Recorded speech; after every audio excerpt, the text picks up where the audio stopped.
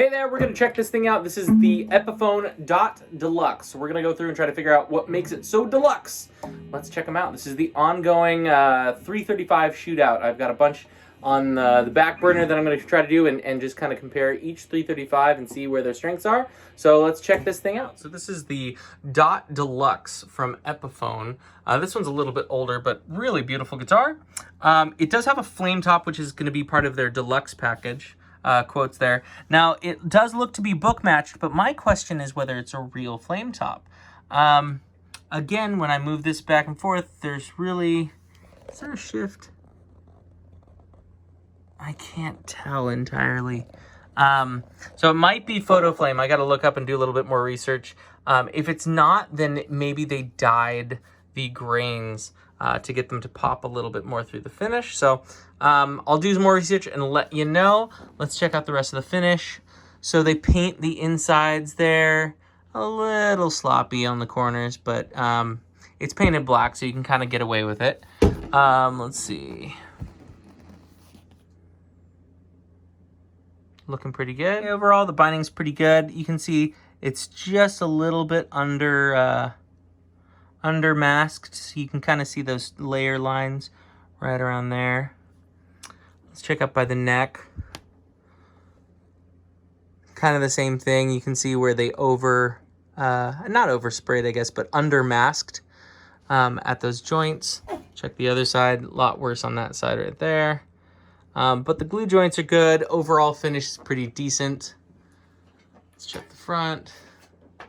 Kind of a cool stacked block and an old logo.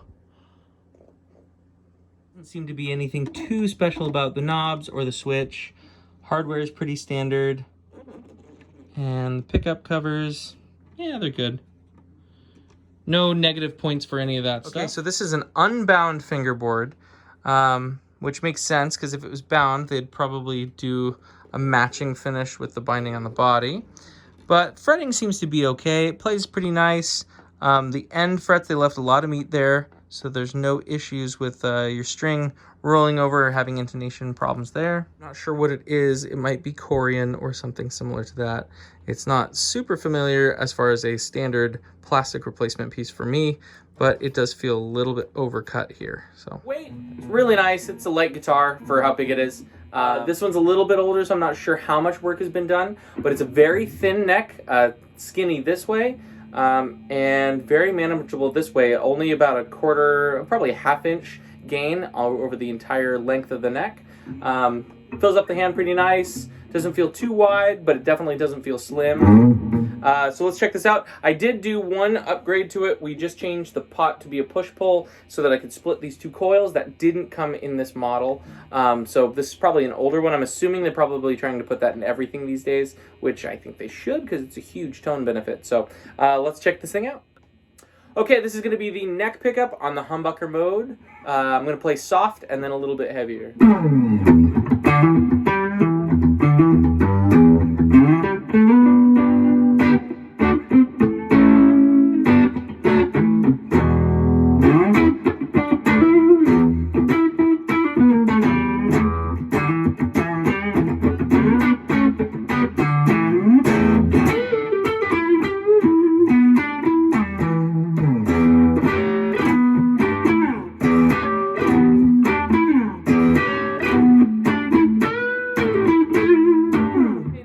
To both, and I know these are both humbuckers, but I do, if I go up to the neck, I have a little bit of buzz. I don't know if you can hear that.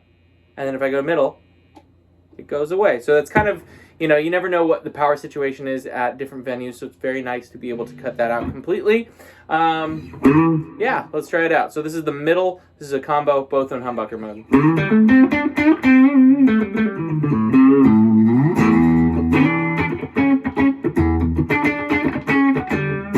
Much more like supportive of like a Corey Wong kind of guitar tone. If Corey Wong didn't play a single coil.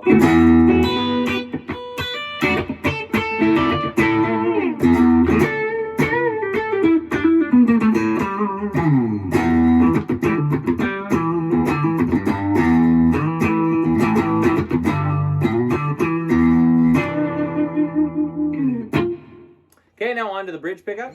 Okay,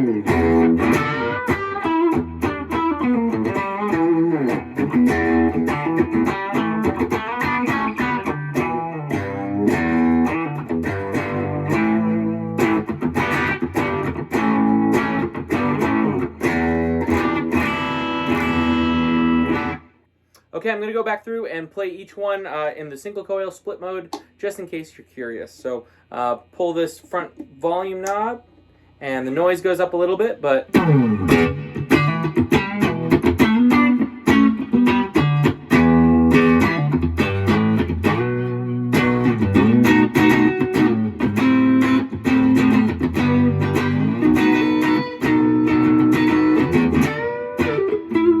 yeah, it's totally... it's got that single coil spark. I always try to do like Little Wing or something in the beginning, just because it has that spark.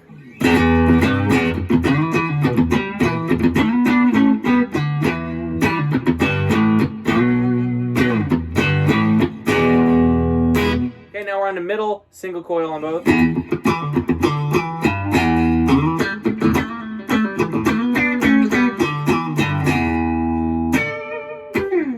Sounds pretty good. It actually sounds kind of like a 2 or 4 position on a Strat, which is a lot saying for a 335. But you will definitely have to add this onto your 335 after you get it. So, okay, finally, single coil or coil split version of the bridge pickup.